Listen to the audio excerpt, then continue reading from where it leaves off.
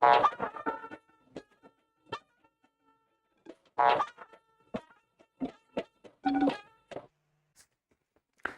good evening, and welcome to another weekend file on the NTA.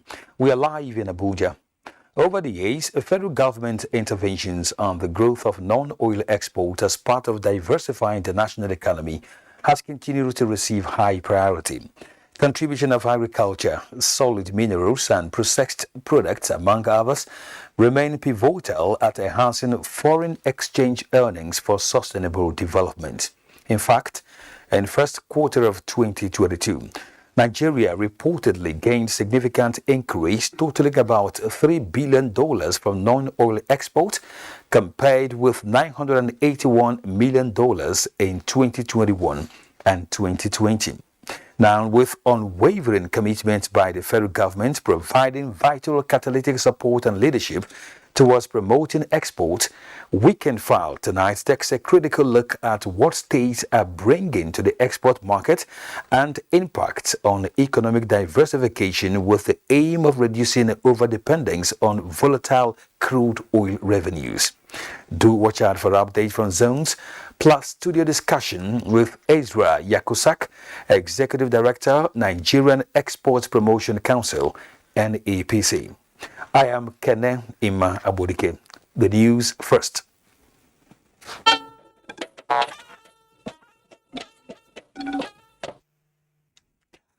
President Muhammadu Buhari will Sunday, October 22nd, depart Abuja for Seoul, South Korea, to participate in the first World Bio Summit 2022, jointly organized by the government of the Republic of Korea and the World Health Organization, WHO. The two-day summit from October 25 to 26 has the theme, The Future of Vaccine and Biohealth. Nigeria was invited to the summit based on her selection with 5 other African countries by WHO and the European Union (EU) during the last EU-African Summit in Brussels, Belgium in February this year for mRNA technology transfer and global training hub for biomanufacturing of vaccines on the African continent. President Buhari, who is expected to deliver a statement at the summit and meet separately with President Yoon Suk Yeol of the Republic of Korea, will also seek other ways of more effective partnerships that impact positively on the lives and safety of Nigerians during his other engagements and meetings while in Seoul. Accompanying the Nigerian leader are Governors Aminu Bello Masari and Abubakar Sani Bello of Katsina and Niger State, Jeffrey Onyama, Osage Hanire and Adeni Adebayo, Ministers of Foreign Affairs, Health, Industry, Trade and Investment, and Timipre Silva, Minister of State, Petroleum Resources. Others on the delegation are Major General Mohammed Babagana Mungono, retired National Security Advisor, Ambassador Ahmed Rufai Abubakar, Director General, National Intelligence Agency, Professor Moji Adeyeye, Director General, NAFDAC, Dr. Ifedayo Adetifa, Director General, NCDC, Bashir Jamu, Director General, NIMASA, Honorable Abike Dabiri Erewa, Chairman, NIDCAM, as well as other top government officials. President Muhammadu Buhari condemns the recent attacks in Benue State. It is unacceptable for lives to be taken by herdsmen and farmers alike. There are many times when President Buhari and Governor Otom of Benue State have disagreed politically, but today the president put all these aside to reach out to the governor to express the heartfelt condolences of the nation for what has occurred in recent days. The president pledges the full support of the federal government in assisting him, his state government, and the people of Benue with resources to investigate what has occurred. When tragedies like this occur, we must remember first and foremost that we are all Nigerians, the president has stated. Meanwhile, presidential candidate of the PDP, Atiku Abubakar, has expressed sadness over clashes between farmers and herders that led to the loss of lives, including those of police officers in Benue State. He knows that the only way to stem this crisis is to promote love and brotherliness by taking advantage of the nation's diversity as a major strength. While condoling with the government and people of Benue State, Atiku called on Nigerians to reduce the rhetoric of hate speech and prowling of citizens. Another set of 2 Chibok school girls abducted in 2014 were rescued with their children by the Nigerian military, while Boko Haram and ISWAP fighters continue to surrender, with present number of over 81,000 laying down their arms. Theater Commander Joint Task Force North-East Operation Hadinkai, Major General Christopher Musa also disclosed some salient achievements in the theater of operations. Umaru Kirawa completes the report. The ongoing counter-insurgency operations in Borno and the neighboring states in the Lake Chad sub-region continues with positive results as peace takes root with resettled communities going about their normal activities. With increased deployment of intelligence and other military strategies in the theater of operations, out of 276 abducted Chibok schoolgirls, 180 were rescued by the Nigerian armed forces, in addition to recovery of ammunition and the massive surrender of the insurgents. Yana Pogu, a mother of 4, and Rejoice Sanki with 2 children were the newly rescued Chibok schoolgirls who were full of joy for regaining their freedom and thanked the armed forces for supporting them. Are you going to continue with your education or not? I will continue. Operation Hadinkai have rescued about 13 Chibok girls so far in the last 5 months. The successes being recorded in the theater, according to Major General Christopher Musa, is as a result of the overwhelming support of the citizenry, improved federal and state government attention to the fight against insurgency, as well as the active strength and morale of troops. During the rainy season, we maintain the tempo, continuing, and then towards now we're going to continue. We're entering the dry season, the Hamatan season.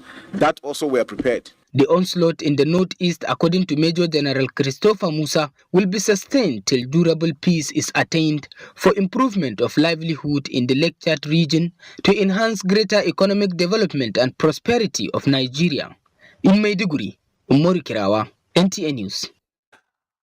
And still talking security matters, the Zamfara State Police Command has rescued 10 women and 1-year-old baby abducted last Monday following an extensive search and rescue operation at Gandol Forest in Bukuyum local government area of the state. A statement issued by the spokesman for the Zamfara State Police Command, Mohammed Shehu, says on receiving the report, the State Commissioner of Police, Kolo Yusuf, deployed additional police tactical operatives who worked in collaboration with a vigilante group in the area to successfully rescue all the victims unhurt. The victims have been medically examined, debriefed, and reunited with their families. Nigerian Army, in collaboration with other defense and security forces, have mapped out plans for clearance of remnants of criminal elements, especially kidnappers and bandits, in their hideouts before the end of this year. This assurance is coming from the Chief of Army Staff, Lieutenant General Farouk Yahaya, in a message by the Chief of the Army Staff, Lieutenant General Yahaya, to the inauguration of the Civil Military Project in Kaduna. Suleiman Rigachukun reports. This development is part of fulfilling Presidential Directive for Defense and Security Forces to end terrorism before 2023 in Kaduna State and other areas facing insecurity. The ongoing combined onslaught against the terrorists taking the war to their dens is yielding positive results. Chief of the Army Staff, in a message, said military will sustain the fight to secure all parts of the country. Going forward, you can see Kaduna, things are turning for good in the northeast, in the northwest, everywhere. Nigerian Army and other security agencies and other armed forces are closing up. The synergy, the jointness is coming to realism. And we want to assure everybody that between now and December, you'll even see that Nigeria is going to be more secured than it has ever been. Execution of civil military projects comprising the construction and renovation projects in communities like the 6 solar boreholes, an upgrade of Nurul Islam Examination Hall at Kontagora and Abeokuta Streets in Kaduna Metropolis will improve civil-military relations. Water is one of the requirements that they have, particularly during dry season. They suffer a lot in terms of water. So we felt necessary that we provide these projects. This is a very welcome development. It's one development that one would wish it would continue. Similar community development projects are ongoing in many parts of the country as corporate social responsibility by the Nigerian Army. Sulema Rigachkun, NTA News. In the meantime, the Nigeria Police Forces once again reassuring Nigerians that the 2023 general elections will hold nationwide as scheduled. This is to allay fears in some quarters that the elections may not hold in some parts of the country due to security concerns. Francis Fom reports. Having almost 4 months. This press briefing by the Force Public Relations Officer, Olumuyiwa Adejobi, is to update Nigerians on the preparedness for free, fair, credible and acceptable polls come 2023. With the operation order designed for 2023 general elections, we don't have any problem and no cause for alarm. We are going to have election in every community across the length and breadth of this country. The Force PRO cautioned political actors to play by the rules of the game and stop overheating the system, noting that the era of ballot box snatching was gone based on the innovation being introduced into the system by INEC. Similarly, the Department of State Services is calling on Nigerians to engage in things that will promote Nigeria's unity and peaceful coexistence. There's no need that we incite violence. There's no need that we use methods that are inimical to national security just because we want to get to power. Because Nigeria is constant and will always be, and all of us must unite. Dr. Peter Afunanya also called on Nigerians to shun fake news and hate speech. Francis from NTA News. Now to politics, where the presidential candidate of the People's Democratic Party is wooing Nigerians, including those who are non-aligned, to say they need to embrace the Atiku Okowa ticket in their quest to govern Nigeria from 2023. In his 5-point agenda encapsulated in his policy document, he says he will address the economic security and other nagging issues bedeviling the country. This was while addressing PDP supporters after the inauguration of the PDP Edo State Campaign Council office in Benin City. Elizabeth Omoko reports. A crowd of People's Democratic Party supporters thronged to Samuel Gumuda Stadium in Benin City to receive Alhaji Atiku Abubakar on his visit to Edo.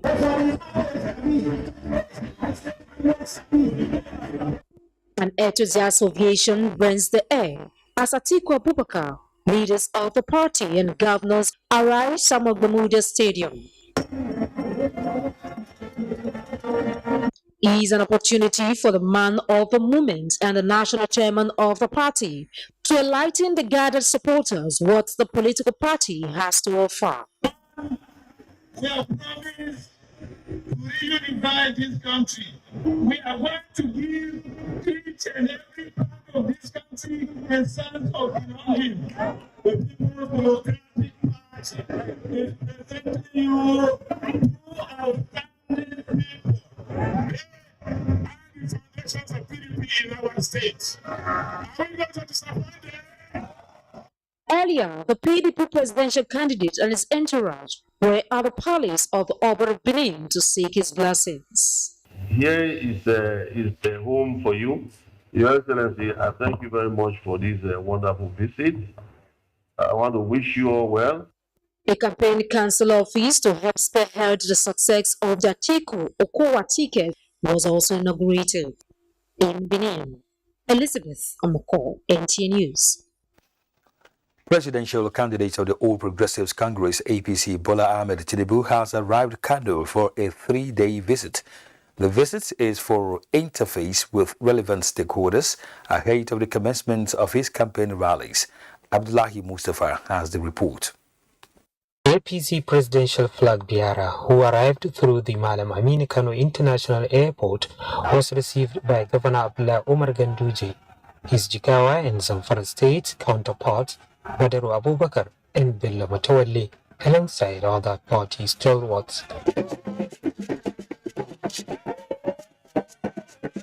After the airport reception, Mr. Tinubu was driven in a motorcade to Sani Marshal Road in the state capital for the inauguration of the Kano APC Campaign Council. He also inaugurated the State Presidential Coordinating Committee Secretariat. While in Kano, the APC presidential candidate is expected to meet with members of the Kano business community, religious and traditional leaders. In Kano, Abdullahi Mustafa, NTA News. Meanwhile, youths across the southwestern part of the country on Saturday took over the streets of Lagos to participate in a rally in support of the All Progressives Congress presidential candidate Asiwaju Bola Ahmed Tinubu in Lagos. Musa Toliat reports that the large gathering was also used to canvass for the re-election of Governor Babajide Sanwo-Olu for a second term in office. Unity and solidarity among the youths pervades the atmosphere as participants danced and chanted the mandate song to emphasize their support for Asiwaju Bola Ahmed Tinubu and his running mate Kashim Shettima. Lagos is good for all of us, but that is because some people work hard. Let us now help the man that manages the process, Asiwaju Bola Ahmed Tinubu, so that we can match him to Aso Rock.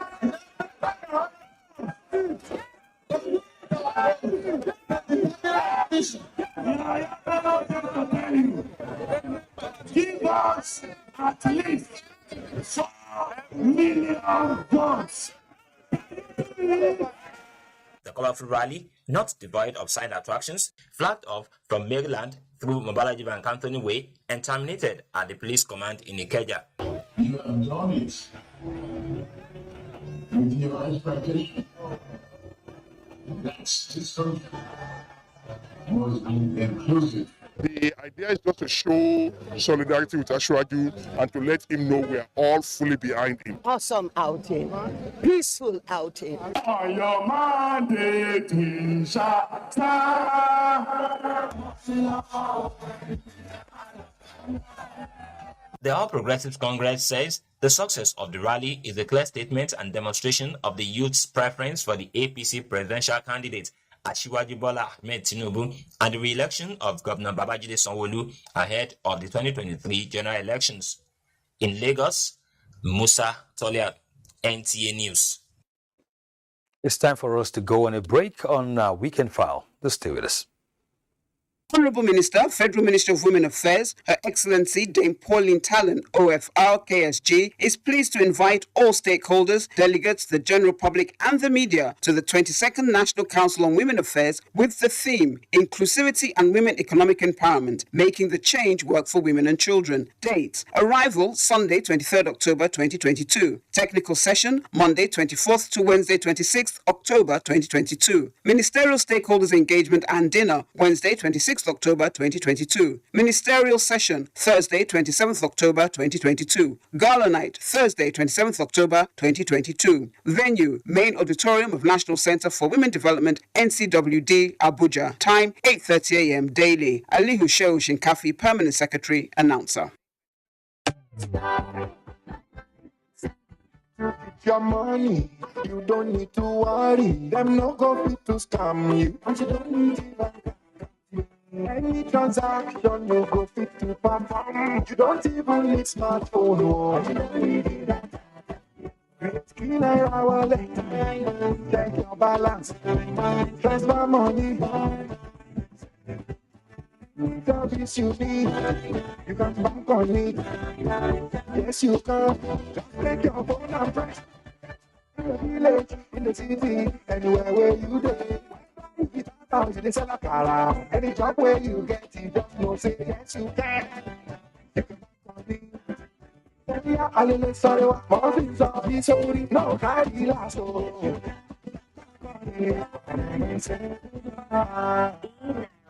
Same Naira, more possibilities. The Nigerian Television Authority NTA, in collaboration with Havel Corporate Concept, presents Beyond the Debate, a series for all the 18 presidential candidates in the 2023 general elections to present their manifestos and visions to the Nigerian public as a social contract. Beyond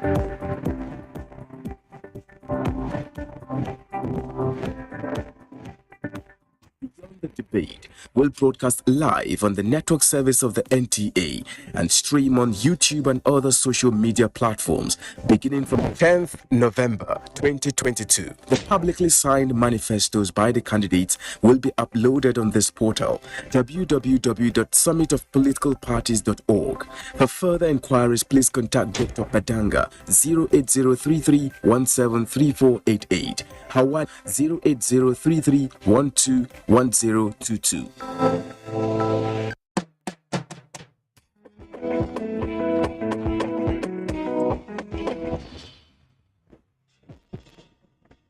Bringing that too. What's that? Do you even know how it was produced? Madam, we know things are hard. But it is our people that say health is wealth. Don't compromise on quality. Chidi! Reason why we are afraid. Use power oil. It is triple filtered. It contains omega-6 and omega-9. It's fortified with vitamin A. Plus, it comes in different packs and sizes, so you can afford it without breaking the bank.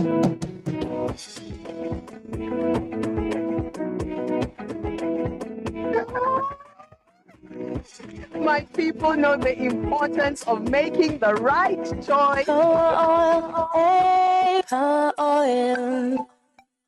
The Nigeria, Antigua and Barbuda Chamber of Commerce, in collaboration with Airfield Travels and the government of Antigua, invites you to a 5-day tour of paradise on Earth, a twin island with vast opportunities. Come fly with us to Antigua and Barbuda, an island with 365 beaches, one for each day of the year. This trip offers you government-to-business and business-to-business connections, in addition to fun and access to 11 countries, including the UK and Canada. It is one of the world's most desirable destinations for tourism, business, and investment. It is visa on arrival. Come and have a piece of paradise. Departure is 31st of October 2022 from Lagos to return on the 6th of November 2022. Non-stop flight. Come fly with us to Antigua and Barbuda. For participation, contact Airfield Travels, Ogun Plaza, number 16 at Demola Adetokunbo Crescent, Wuse 2, Abuja, on 0703-722-0861 or the Nigeria, Antigua and Barbuda Chamber of Commerce, Nikon Plaza, on 0903-334-8847, 0704-026-8875, and +1 647-450-7257. Welcome back. As the Labour Party continues to campaign in Nigeria, supporters in Sokoto State have been urged to remain peaceful and law-abiding before, during and after elections in the country. This was at a 1 million man march organized by the party in Sokoto. Shehu Muhammad Dati reports.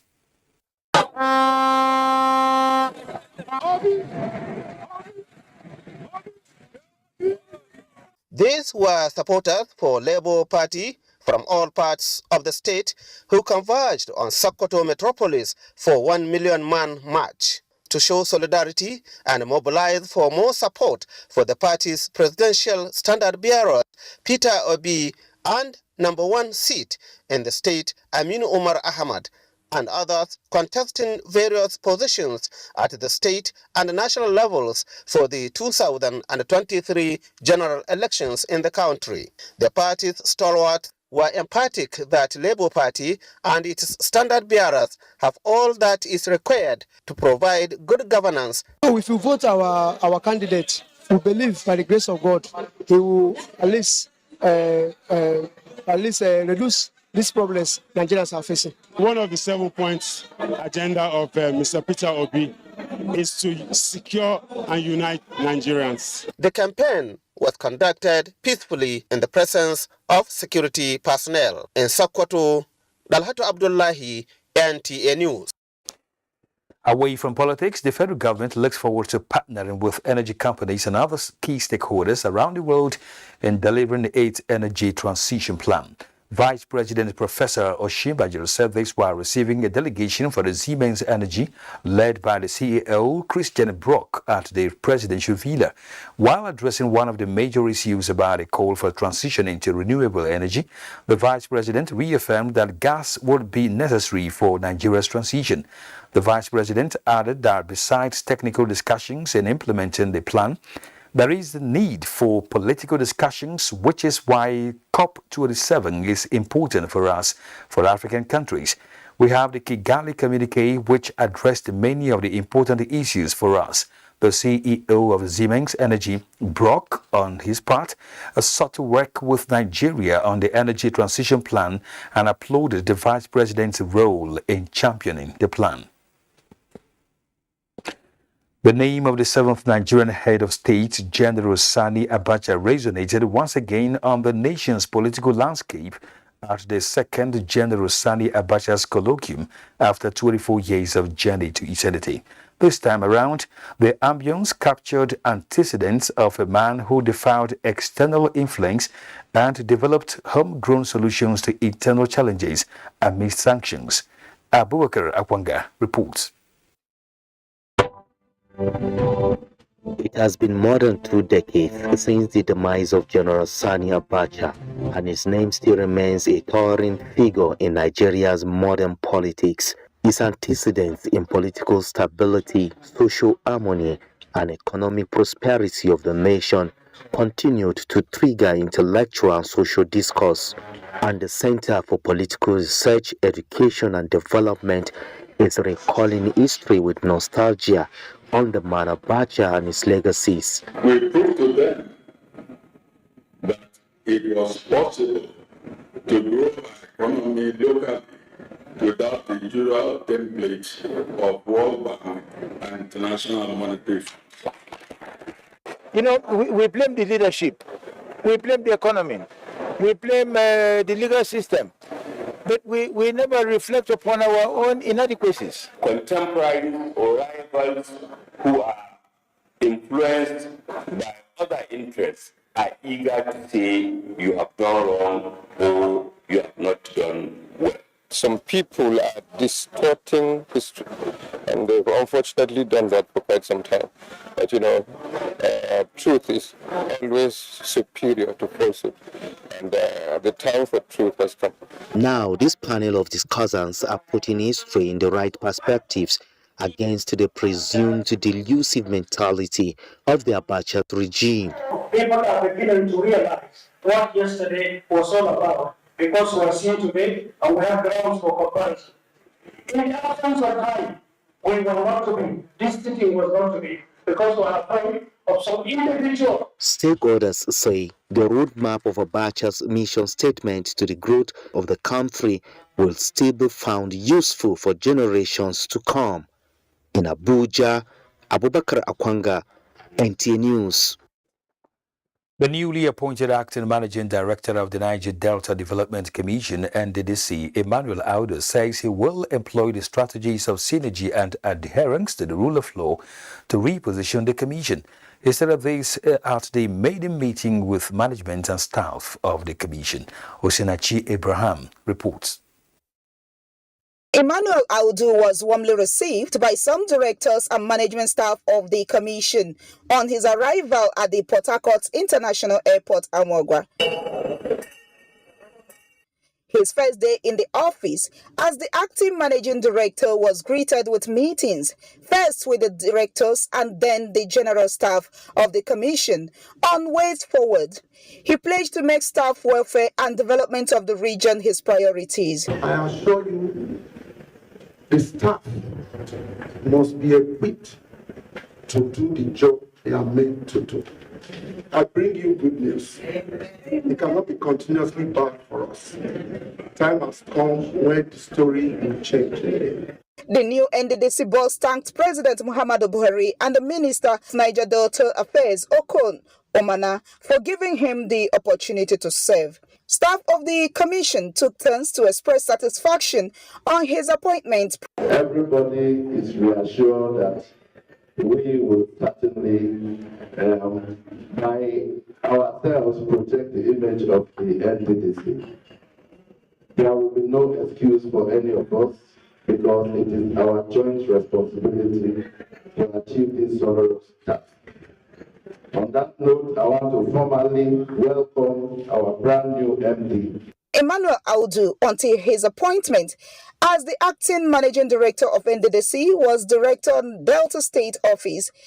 In Port Harcourt, Osinachi Abraham, NTA News. Now, Olam Agri is providing 300 million naira for research in good agricultural seeds as well as education grants for undergraduate students. Abdul Malik Hassan reports that Vice President Yemi Osinbajo was present at the launch of the 10-year plan. A Seed for the Future Foundation, Olam Agri set a new path, investing more in knowledge-driven economy. We'd like to move on from here, from actual seeds to actually work on the human development. And that's how we came to this idea of Seeds for the Future Foundation. And the foundation basically works on 4 different areas or 4 different levers. It talks about working farmers and farming association, organization. It talks about education and skill development. It talks about the agro company is known for its mastery in food, feed and fiber production. And today, in this hall, a hub of opportunities opened for intellectuals. Vice President Professor Yemi Osinbajo acknowledging the open opportunity. Olam has invested in 2 important types of seed. First, the seeds you are planting by investing in the education of our young people through the Education Grant Initiative for undergraduates. The planting of these seeds show your strong belief in the future of our country and its innovative and hardworking people. The sum of 300 million naira is pledged for the Seed for the Future Foundation, an education grant for a period of 10 years. About 50 to 60 million naira for scholarship to cover 40 to 60 students. We are in the initial stages of working the modalities out.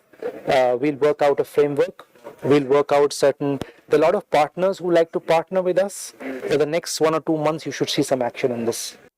As a firm with roots in Nigeria, Olam says it will continue to provide such opportunities going forward. Abdul Malik Hassan, NTA News. Chairmen of Ahoda East and West local government areas have received additional relief materials from the River State Task Force on the Management of Flood for onward distribution to flood victims at the internally displaced persons camps in the 2 local government areas. Ogedi Nyekwere reports. The River State Task Force on the Management of Flood has made another visit to the flood-impacted local government areas of Ahoda East and Ahoda West. This time, the team took additional relief materials to the areas to be distributed to victims of flood. The essence is to meet the immediate needs of food, clothing, and medical aid for the victims. Chairman, River State Task Force on the Management of Flood, Dr. George Mweke says the regular visit to the local government areas is to ensure availability of foods and other medical aids to save lives and alleviate the sufferings of the victims. You will recall that sometime this week and also previous week we were here with some trucks of items for the local government area.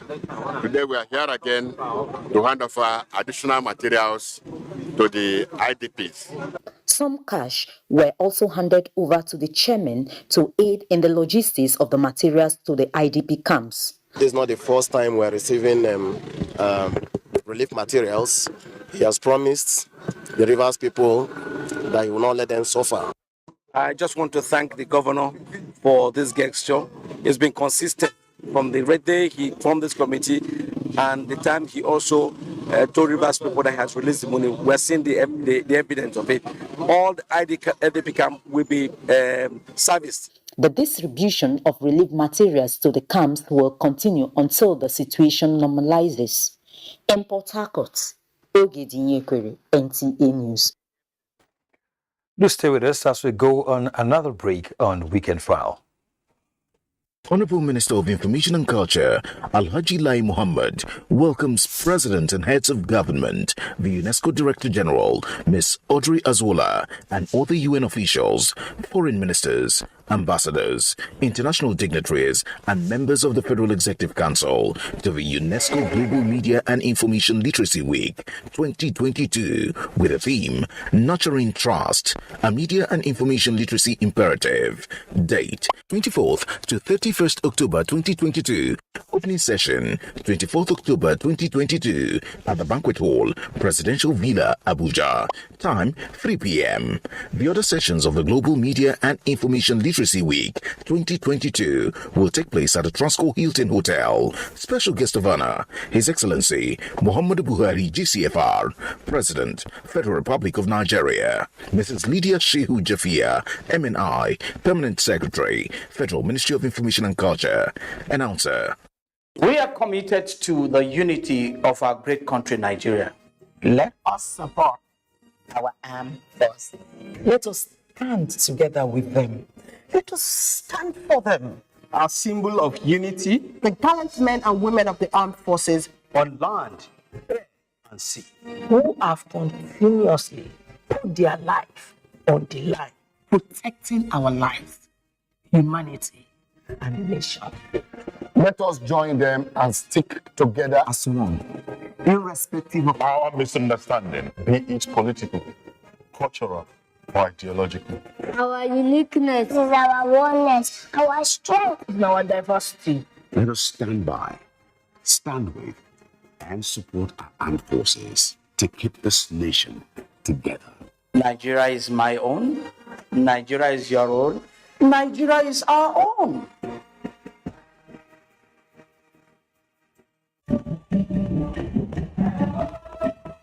The 35th National Festival of Arts and Culture, Ekona Fest 2022, with the theme Culture and Peaceful Coexistence, holds from Monday the 7th to Sunday 13th November 2022 at the National Stadium, National Institute for Sports, Lagos State.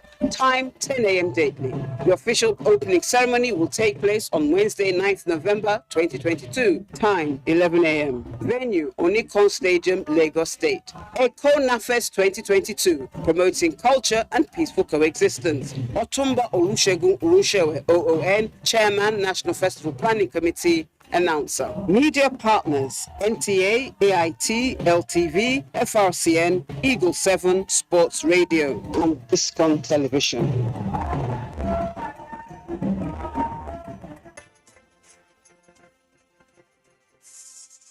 The Nigerian electoral system is seemingly simple, yet may be complicated for some. It's for them to come and tell us what they have. Running an election is equivalent to what? A job application. I want him to identify the issues that may plaguing the common Nigerians. PDP should focus on PDP and APC should focus on APC. Let's show you what an election is all about, as Nigerians pick the next president, governors, and legislators. We interrogate their plans, question the rationale, and review the prospects. Join us, the ballot.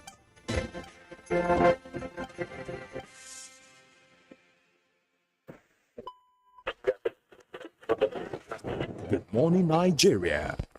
Year after year, they have been informed, educated, and entertained of when you needed information, knowledge, or an escape. From generation to generation, the Nigerian broadcasting industry has worked tirelessly to serve you. And now, this service will finally be recognized. This November, broadcasters all over Nigeria will gather for the maiden edition of the Nigerian Broadcasting Awards, an award ceremony set to reward hard work and unflinching excellence in the broadcast media. They have served and are still serving. It's time to say thank you.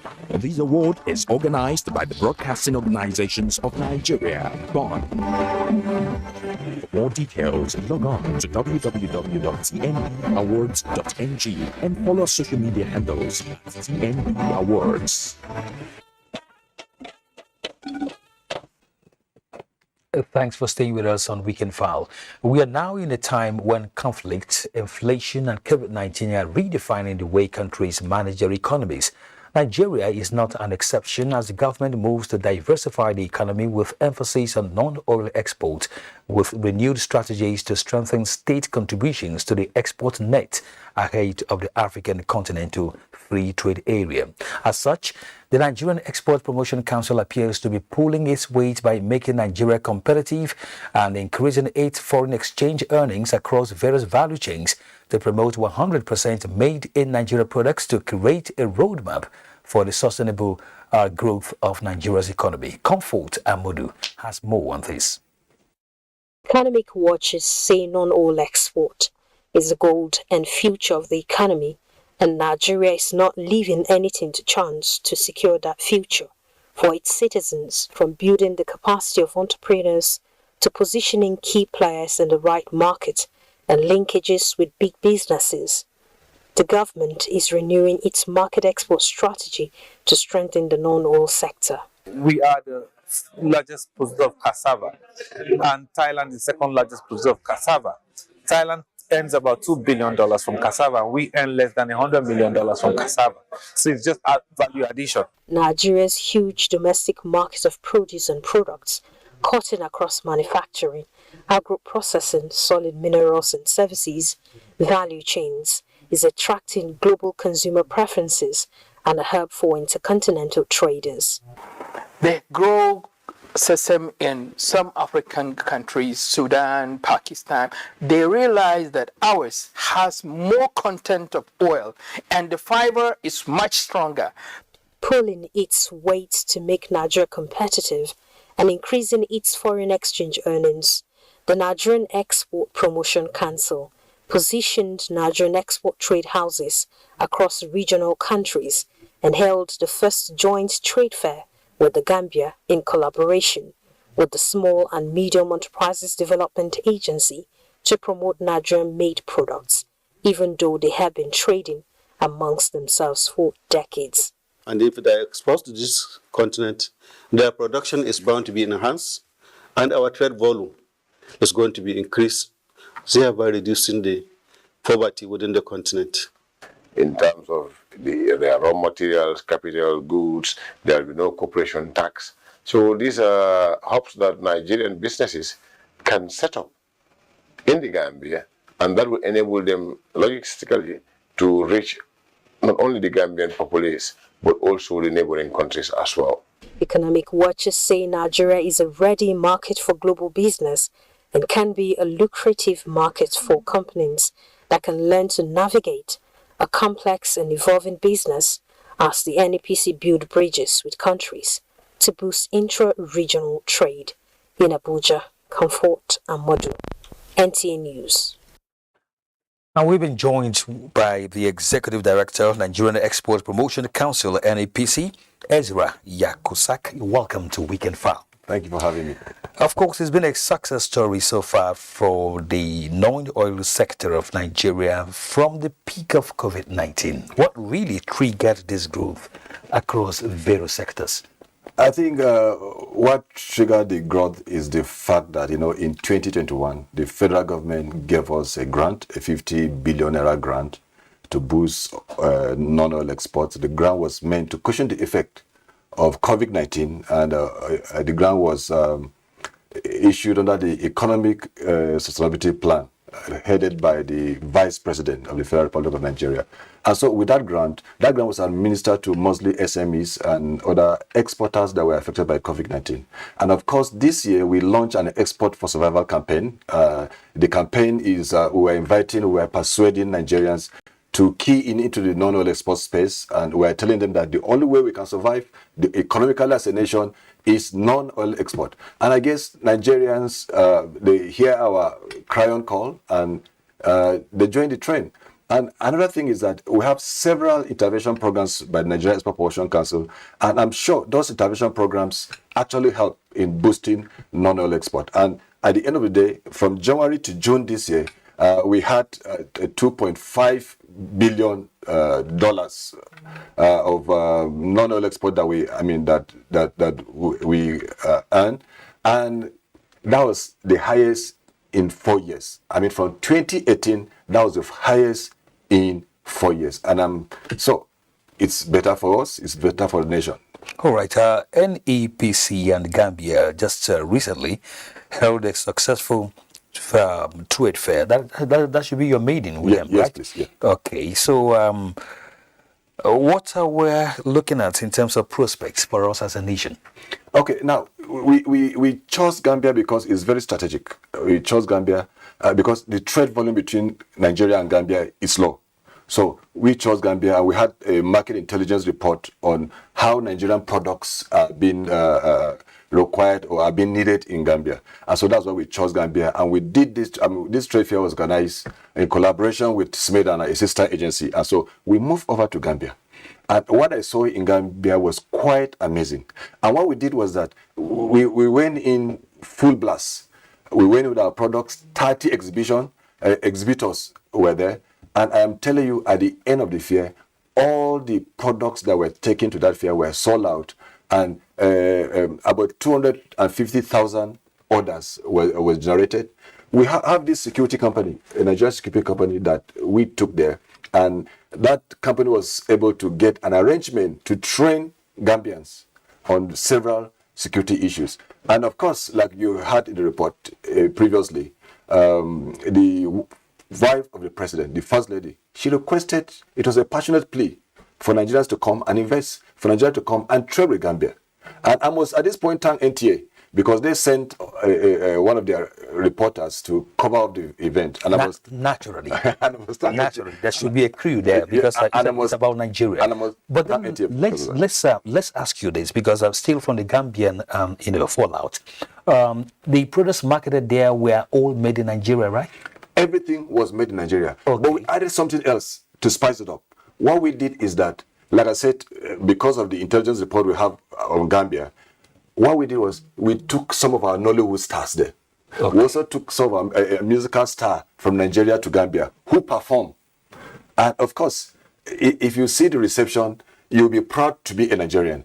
And that area is what we call export of services. So we wanted to introduce that, and it was so impressive. Now, one of the things, or the takeaway from the Nollywood side, is that the Gambians requested that our actors were making an arrangement for our actors to go to Gambia and train some of the of course they are going to be paid. So these are some of the things we are doing to ensure that Nigerian products are strategically located in various African countries. You are speaking passionately about this, so we are very glad about that. Now, that was Gambia. What are the plans for making inroads into other African nations? Now, other African nations, we've made inroads into Egypt. What we did in Egypt is to establish what we call an export trade house. We established that in Egypt, Lome, and of course Kenya. You see, with the African Continental Free Trade Area, we can't just wait. We have to move ahead and see how we can, make our position known in Africa as a nation. And right now, as I'm talking to you in Lome, about 477 products of Nigeria are being displayed in Lome, in the Export Trade House. The Export Trade House is like a trade exhibition center, a showroom where various Nigerian products are being displayed. And the essence is to ensure visibility of Nigerian products, easy access to Nigerian products, and that's what we're doing. And reports from these trade houses is very encouraging. Well, that's very, very encouraging, and it's good news for Nigeria at the moment. Let's quickly tell us that the federal government's intervention on the growth of non-oil exports as part of its efforts at diversifying the nation's economy is receiving high priority, of course. Some key players in various agricultural and economic sectors in Enugu, however, want the federal government to block various loopholes hampering the provision of vital catalytic supports from state towards promoting exports. Chine Yenwoye reports. The overdependence on volatile crude oil seems to have reduced the revenue generated as well as foreign exchange earnings for sustainable development in Nigeria. This is why the federal government is engaging in various ways to diversify the nation's economy to generate more revenue for development, hence its intervention on the growth of non-oil exports. This move by the federal government has continued to receive high priority over the years. For instance, oil palm with its exportable derivatives, which plantation abounds in some states in the southeast, including Uboka in Enugu State, Haji Ebwema in Imo State, was a key sector in the Nigerian economy, generating about 43% of the world's total production in 1950. Research, however, showed that there was a decline in oil palm production amidst oil boom in the 1970s due to the negligence of the sector. This is one area we would have taught the government. And when I say government, it ought to be the local government. But the local government has not been enabled. Because if you look at their responsibility in terms of Schedule 4, you discover that one of the specific role of the local government ought to be agriculture, development of agricultural opportunities. In the first quarter of 2022, Nigeria reportedly gained significant increase, totaling about $3 billion from non-oil exports, compared with $981 million in 2021 and 2020 respectively.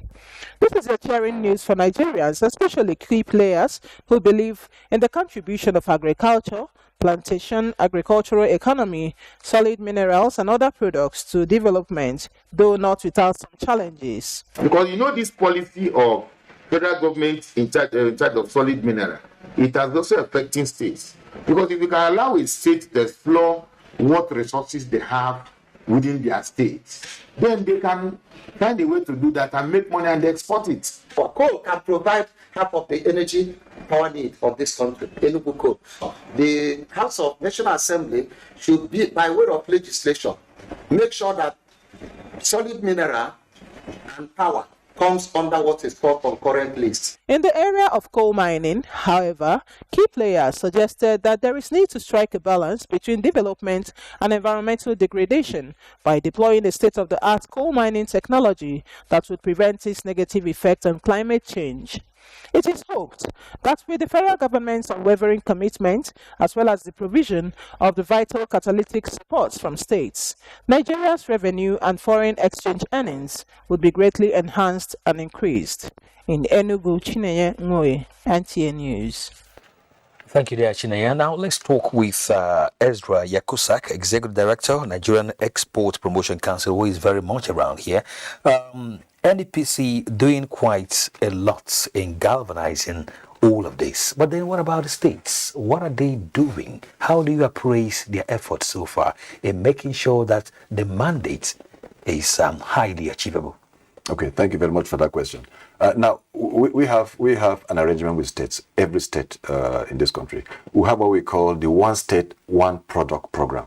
It's a program that we initiated to identify and to encourage states to identify one particular product. Now, they may have different products, but it's like a case of jack of all trades, master of none, right? So they identify one product, and we, along with those states, we try by all means to ensure that at least we promote that product for export. So in every state, we have that One State, One Product program. But one key thing, again, relationship we have with the states is there's what we call the State Committee on Export Promotion. That's an establishment of the NEPC Act. The State Committee on Export Promotion is to ensure grassroots promotion program. They are in every state. And by the way, we're having a meeting with them, the entire states of the Federation, on 2nd of November, just about a week coming. We're having a meeting with them in Abuja.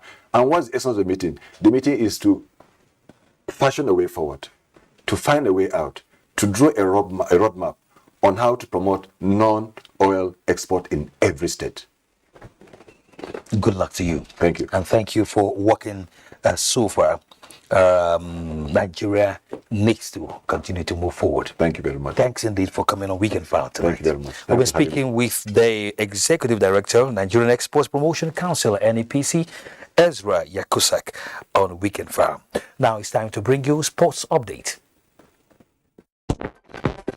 World Soccer Governing Body FIFA conducted draws for the 2023 Women's World Cup that will be co-hosted by Australia and New Zealand. And the Nigeria senior women national team, Super Falcons, found themselves in Group B, same as the host, Australia, the Republic of Ireland, and Canada. Falcons are among the few countries that have appeared in every Women's World Cup since inception in 1991. It's quite interesting how that might pan out next year, considering Super Falcons have not been doing so well. Nigeria's female under-17 team will face Colombia in the semi-final of the FIFA Under-17 World Cup in India. Colombia trashed Tanzania 3-0 in the quarterfinals. The Flamingos played 1-1 regular time before they triumphed over the USA 4-3 on penalties in the quarterfinals on Friday. This will be the first time the Flamingos will be qualifying for the semi-finals after reaching the quarterfinals on 3 occasions. Some results in the English Premier League show Liverpool losing. Taiwo Awoniyi's lone goal gave Nottingham Forest victory. Manchester City beat Brighton 3-1 at the Etihad, while Everton defeated Crystal Palace 3-0 at the Goodison Park.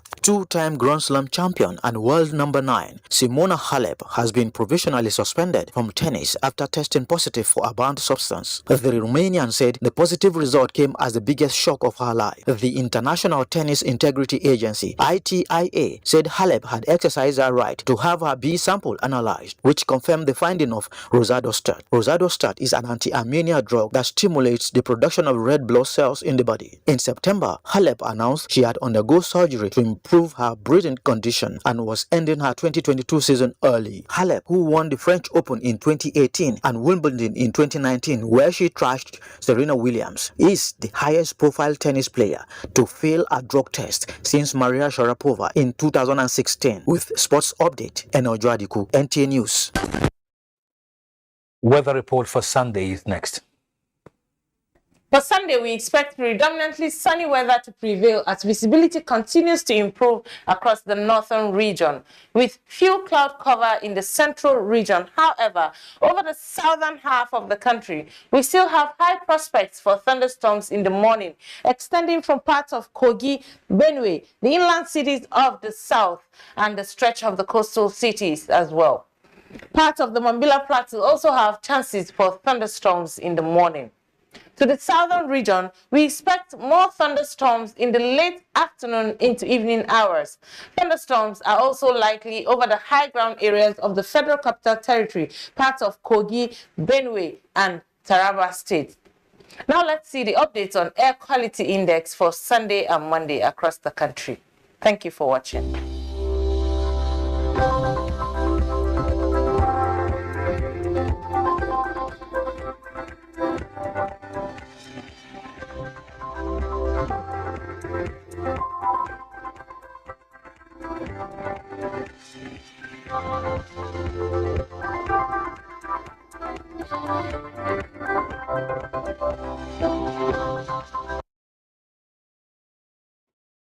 That concludes Weekend File tonight on the NTA. Thanks indeed for spending your time with us. Of course, our endeavor to support NTA in her fight against rape and rapists.